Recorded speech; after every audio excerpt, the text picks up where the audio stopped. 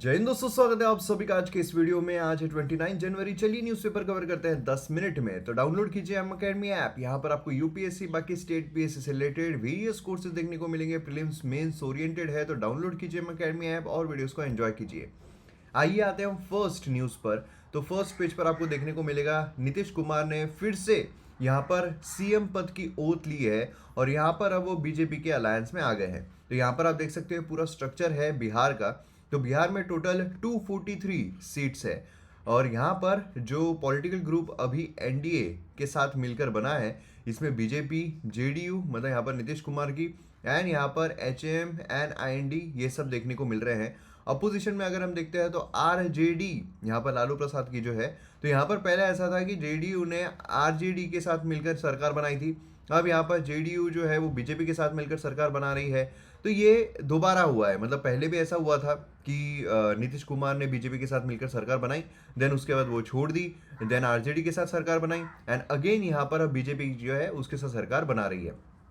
तो ये बिहार में चलता रह रहा है। हालांकि सबसे इम्पोर्टेंट चीज़ ये है कि इंडिया ब्लॉक जो है इसके लीडर नीतीश कुमार बन रहे थे, मतलब नीतीश कुमार जो उनको बनाया जा रहा था और इसीलिए सबसे बड़ी भूमिका जो है इंडिया ब्लॉक की। इंडिया ब्लॉक मतलब आपको पता है ना कि बीजेपी के अगेंस्ट में जो एक अलायंस बनाया जा रहा है ना, अपोजिशन का, तो वो यहाँ पर इंडिया ब्लॉक था। तो वो यहाँ पर अब खतरे में आ सकता है क्योंकि जो ममता बनर्जी है वो भी उसमें से निकल गई है, जो नीतीश कुमार है अब वो भी ऑब्वियसली उसमें से निकल गए होंगे। तो ये सारी चीज़ें अब यहाँ पर काफ़ी कठिन होती जा रही है अपोजिशन के लिए कि वो एक साथ मिलकर जो लोकसभा इलेक्शंस है उसमें मोदी जी को हराएंगे। तो अब ये काफ़ी कठिन देखने को मिल रहा है। तो चलिए आगे बढ़ते हैं। नेक्स्ट यहाँ पर आ रहा है सेरेमनी सब्सटेंस। तो यहाँ पर इंडिया और फ्रांस की बात की जा रही है। देखिए क्या है कि अभी रिपब्लिक डे उसमें जो परेड होती है उसमें गेस्ट को बुलाया जाता है। तो पहले हमने यूएसए के जो प्रेसिडेंट है उनको बुलाया था लेकिन उन्होंने मना कर दिया। देन उसके बाद यहाँ पर एकदम शॉर्ट नोटिस पर जो फ्रेंच प्रेसिडेंट है उनको बुलाया गया और उन्होंने विजिट भी किया। तो अब यहाँ पर ये 6th फ्रेंच प्रेसिडेंट बने हैं जिसने इंडिया के रिपब्लिक डे में अपना वर्चस्व या फिर अपना जो प्रेजेंस है वो दिखाया है। अब प्री एग्जिस्टिंग स्ट्रेटेजिक पार्टनरशिप अगर हम देखते हैं इंडिया और फ्रांस की, तो ये काफ़ी सॉलिडिफाइड होती जा रही है और 2023 में भी काफ़ी अग्रीमेंट जो है वो साइन किए गए हैं। और यहाँ पर सबसे इंपॉर्टेंट जो अनाउंसमेंट की गई है वो है हॉरिजॉन 2047 की। ये 2047 100 ईयर्स होने वाले हैं। तो उसी सिलसिले में यहाँ पर जो रोड मैप है वो क्रिएट किया गया है जहाँ पर मिलिट्री हार्डवेयर टेक्नोलॉजी ट्रांसफर जो डील्स है फ्रेंच एयरक्राफ्ट इंजन सबमरीन सबका प्रोक्योरमेंट यहाँ पर किया जाए उसकी बात की गई। अग्रीमेंट जो है बेसिकली 6 यहाँ पर की अग्रीमेंट्स में अगर हम देखते हैं तो डिफेंस इंडस्ट्रियल रोड मैप बनाया गया है जहाँ पर काफ़ी अच्छे तरीके से जो डिज़ाइनिंग होती है, डेवलपमेंट होती है, प्रोडक्शन होता है डिफेंस हार्डवेयर का अक्रॉस एयर लैंड एंड सी, मतलब तीनों तरीकों से यहाँ पर ये चीज़ें देखी जाए, ये यहाँ पर किया गया है। मेमोरेंडम ऑफ अंडरस्टैंडिंग जो है वो भी की गई एग्रीकल्चर पर, डिजिटल हेल्थ पर और साइंस एंड टेक्नोलॉजी के कोऑपरेशन पर। देखिए जैसे काफ़ी सारे आर्टिकल्स आते हैं कि R&D जो है वो की जानी चाहिए साइंस एंड टेक्नोलॉजी में, हम कई बार देखते हैं एग्रीकल्चर में भी वो चीज़ की बहुत ज़रूरत है। तो ये सारी चीज़ों में यहाँ पर MOU जो है वो साइन किया गया था और उसी के साथ जॉइंट स्टेटमेंट जो इंडिया और फ्रांस के द्वारा हाईलाइट किया गया जहाँ पर इंटरनेशनल डेवलपमेंट, रीजनल डेवलपमेंट जो भी है वो सब हो, जो चैलेंजेस यहाँ पर आ रहे हैं कोऑपरेशन को लेकर वो सारी चीज़ें सॉल्व हो जाए, है ना। और उसी के साथ साथ जो गाज़ा है, यूक्रेन है, ये जो अटैक्स हो रहे हैं, जो टेररिस्ट अटैक्स हो रहे हैं उसको कंडेम करना, जो यहाँ पर कंसर्न है रेड सी के वहाँ पर जो अटैक्स हो रहे हैं उसमें कंसर्न, तो ये सारी चीज़ें देखने को मिल रही है। मतलब इससे एक ये चीज़ साफ हो जाती है कि भाई फ्रेंच और इंडिया जो है वो अभी सेम नोट पर है, सेम तरीके से सोचते हैं। तो ये चीज़ें देखने को मिल रही है। नेक्स्ट यहाँ पर है year commence but with deep four bonding. देखिए यहाँ पर क्या है कि जो कंसर्न्स है वो बताए जा रहे हैं। साल खत्म हो गया है, नया साल शुरू हो गया है, लेकिन नए साल में भी जो कंसर्न्स है वो देखने को मिल रहे हैं। सबसे पहला यहाँ पर अगर हम देखते तो वेस्ट एशिया जो है ग्रेटर वरी, यहाँ पर रशिया और यूक्रेन वॉर जो है वो भी चल रहा है। देन यहाँ पर इजराइल हमास वॉर जो है वो भी देखने को मिल रहा है ना। यहाँ पर इजराइल हमास वॉर जो है वो भी देखने को मिल रहा है एंड उसी के साथ साथ यहाँ पर जो ईरान है उसका भी कंसर्न चलता आ रहा है। तो उसकी वजह से स्ट्रेट ऑफ हॉर्मोज जो है यहाँ पर भी प्रॉब्लम्स कॉम्प्लिकेशंस देखने को मिल रहे हैं। प्लस यहाँ पर रेड सी वाला जो एरिया है वो भी यहाँ पर कॉम्प्लिकेशन में देखने को मिल रहा है। तो ये सारे जो प्रॉब्लम्स है वो अभी फिलहाल चल रहे हैं। प्लस यहाँ पर चाइना की अगर हम बात करते हैं तो साउथ चाइना सी जो है वहाँ पर भी कॉम्प्लिकेशन चल रहे हैं। प्लस उसी के साथ चाइना जो है वो अलग अलग इलाकों में इंडिया को घेरने की कोशिश कर रहा है। तो इसीलिए बहुत ज़रूरी है कि हमने यहाँ पर जो हमारे नेबरिंग देश है उनके साथ अच्छे तरीके से रहना ज़रूरी है। जैसे मालदीव्स का किस्सा देखने को मिल रहा है, श्रीलंका के वहाँ पर भी काफ़ी सारे पोर्ट जो है वो चाइना के द्वारा बनाए जा रहे हैं। देन नेपाल जो है वो भी एंटी इंडिया होता जा रहा है। देन भूटान जो है उस पर ध्यान रखने की बहुत ज़्यादा आवश्यकता है। म्यांमार जो है वैसे ही वो इसमें चल रहा है, अपना पॉलिटिकल जो इसमें कॉम्पल में चल रहा है। इंडिया प्रॉब्लम एक्सटर्नल इंटरनल, ये दूसरी चीज़ आ रही है कि भाई चाइना जो है ये तो बहुत बड़ा एक कंसर्न रहा ही है एक्सटर्नली अगर हम देखते हैं, है ना। और उसी के साथ साथ यहाँ पर भूटान जो है वो special category and close attention की उसको ज़रूरत है। इंडिया जो है वो इंटरनल प्रॉब्लम भी फेस कर रहा है। इंटरनल मतलब इलेक्शंस जो है वो आने वाले हैं, अब इलेक्शंस आ रहे हैं तो उसमें कॉम्प्लिकेशंस होते रहते हैं। कम्युनल एस्पेक्ट जो है वो देखने को मिल रहा है, क्योंकि अभी राम जन्मभूमि जो है प्रभु श्री राम जी का जो मंदिर बनाया गया है उसकी वजह से कम्युनल क्लैश इलेक्शंस के दौरान हो सकता है, ऐसा यहाँ पर जो ऑथर है उनका अंदाज़ा है। उसी के साथ साथ यहाँ पर जो प्रॉब्लम्स है, जैसे कि जो मणिपुर का मुद्दा चल रहा है, मतलब बेसिकली नॉर्थ ईस्ट जो भी मुद्दे हैं वो यहाँ पर काफ़ी प्रॉब्लम्स क्रिएट कर सकते हैं। देन पार्लियामेंट की फंक्शनिंग, पहली चीज़ तो पार्लियामेंट्री सिक्योरिटी ब्रीच जो हुआ था अभी, वो एक बहुत बड़ा मुद्दा है। दूसरा यहाँ पर जो अपोजिशन को मतलब जो मेंबर्स हैं उनको उनको सस्पेंड किया जा रहा है, तो ये भी एक बड़ा मुद्दा देखने को मिलता है। सही तरीके से फंक्शनिंग नहीं हो पा रही है पार्लियामेंट की, तो ये कुछ प्रॉब्लम्स गिनाए गए हैं। नेक्स्ट यहाँ पर अगर आर्टिकल देखते हैं तो आईसीजी के बारे में बात की जा रही है। इसराइल जो है वो आईसीजी के ऑर्डर पर कंप्लाई करना चाहिए, जिनोसाइड प्रिवेंट करना चाहिए। जिनोसाइड जैसा हमने ये आर्टिकल ऑलरेडी हमने कवर किया हुआ है, इसलिए मैंने सिर्फ आपको ये वाला दिया है। कल के या परसों के ही परसों के शायद सैटरडे के वीडियो में हमने इसके बारे में जिनोसाइड आईसीजी के बारे में कवर किया हुआ है। जिनोसाइड मतलब हमने देखा था कि भाई अगर पूरी नस्ल, रीजन, रिलीजन ये अगर पूरी तरीके से खत्म करने की साजिश की जा रही है उसको जिनोसाइड कहा जाता है ना।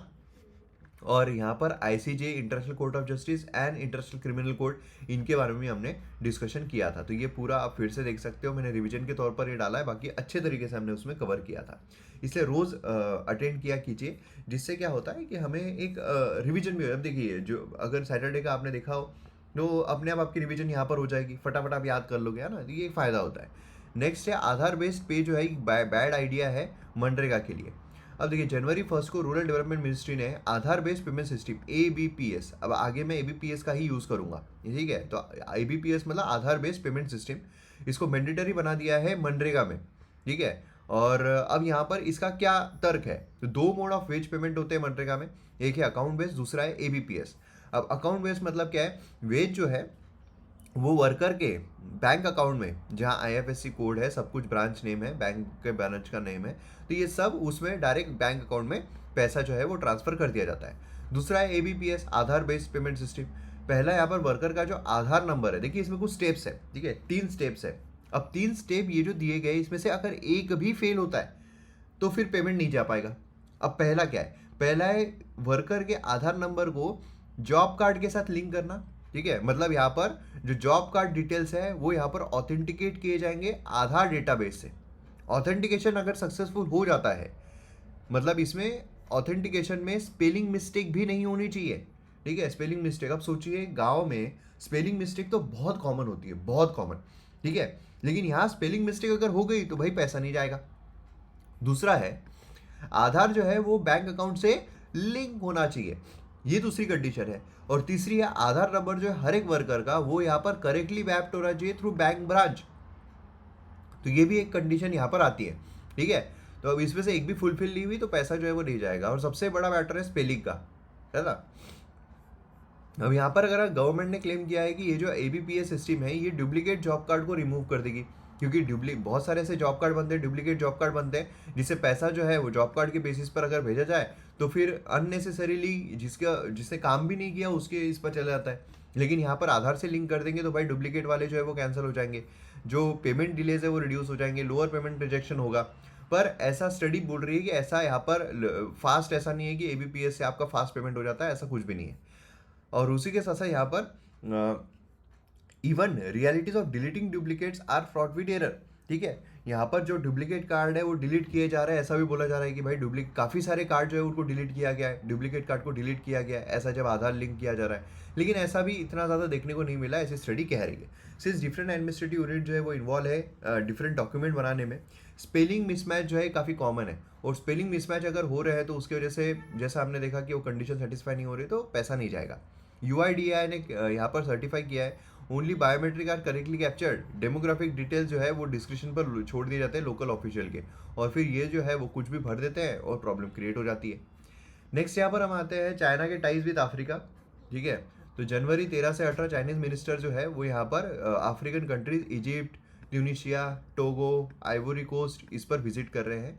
और अब इसका फ़ायदा क्या है, क्यों कर रहे हैं? मेजर एजेंडा जो है वो है कि भाई चाइना अफ्रीका लीडर डायलॉग जो है वो हेल्ड की जा रही है, और इसमें जो 3 इनिशिएटिव्स है वो देखने को मिल रहे हैं, जिसमें अफ्रीका का इंडस्ट्रियलाइजेशन, एग्रीकल्चर मॉडर्नाइजेशन और कोऑपरेशन टैलेंट डेवलपमेंट, तो ये 3 चीज़ें यहाँ पर देखने को मिल रही है।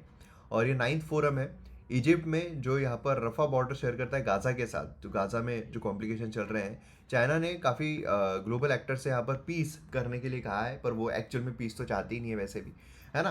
तो ये इसलिए यहाँ पर आ रहे हैं। दूसरा, यहाँ पर चाइना को यहाँ पर क्या क्या मिलेगा, देखिए पहला है कि यहाँ पर की रिसोर्सेज का access. Africa 90% of world's cobalt and platinum जो है वो शेयर करता है, सेंड करता है। 75% ऑफ कॉल्टन यहाँ पर भेजता है, जो इलेक्ट्रॉनिक्स के लिए काफ़ी एसेंशियल है, और चाइना जो है वो काफ़ी ज़्यादा डिपेंडेंट है इलेक्ट्रॉनिक सामान पर। रेयर अर्थ मिनरल्स काफ़ी वाइटल है टेक इंडस्ट्री के लिए, तो वो चाइना को मिलता है। दूसरा, अफ्रीका जो अलायंस है जियो पॉलिटिकल एस्पिरेशंस के साथ, है ना। अफ्रीका जो है लार्जेस्ट ब्लॉक है, पावर है, जिससे कि एक रिजोल्यूशन जो है वो स्विंग कर सकता है। तो ये साउथ चाइना सी में जो मैटर चल रहा है उसमें चाइना को साथ चाहिए, तो अफ्रीका का यहाँ पर साथ मिल जाएगा तो काफ़ी बड़ा सही हो जाएगा। वन चाइना पॉलिसी जो उसको भी सपोर्ट करता है अफ्रीका, तो इसलिए यहाँ पर चाइना के लिए ये भी काफ़ी ज़्यादा इंपॉर्टेंट है। तीसरा है युआन को स्ट्रेंथन करना, उसकी जो करेंसी है रेनमिनबी उसको स्ट्रेंथन करना। तो चाइना जो है वो अफ्रीका को एनकरेज करता है कि भाई चाइनीज़ करेंसी में ट्रेड करो, जिससे उनकी करेंसी जो उसका डिमांड बढ़ेगा और अपने आप उनकी जो करेंसी है वो सही तरीके से स्ट्रेंथन होगी। फोर्थ है कमर्शियल अपॉर्चुनिटीज। अफ्रीका जो है वो लार्जली चाइना से इंपोर्ट करता है फिनिश्ड गुड्स, इससे चाइना को एक बहुत बड़ा मार्केट जो है वो मिल जाता है, तो इसलिए चाइना के लिए काफ़ी सही सही मैटर है। अफ्रीका अगर हम देखते हैं तो अफ्रीका इन्वेस्टमेंट रिसीव कर रहा है, भाई पैसा मिल रहा है उसको और क्या चाहिए। यहाँ पर चाइना जो इंफ्रास्ट्रक्चर बिल्ड कर रहा है, इंडस्ट्रियल पार्क बिल्ड कर रहा है ना, तो ये उसको मिल रहा है। और non intervention has gain momentum across the continent, ये एक चीज़ काफ़ी इंपॉर्टेंट हो जाती है। तो ये हाइब्रिड फार्मूला काफ़ी अच्छा तरीके से दोनों के लिए काम कर रहा है, तो इसलिए यहाँ पर ये डिपेंडेंट है।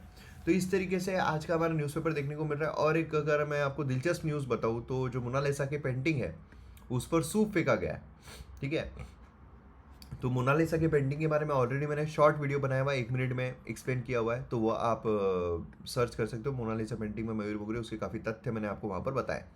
बाकी अगर आप देखोगे तो इतना कुछ खास न्यूज़पेपर में बाकी कुछ है नहीं, तो बाकी अच्छे तरीके से रिवाइज़ कीजिए, बहुत कम दिन बचे हैं एग्ज़ाम को, तो अच्छे से पढ़ाई कीजिए, फोकस रहिए, और सही गाइडेंस के साथ, सही तरीके से, स्ट्रेटेजी के साथ आप आपके ड्रीम्स को पूरा कीजिए। तो मिलते हैं अगले वीडियो में। जय हिंद।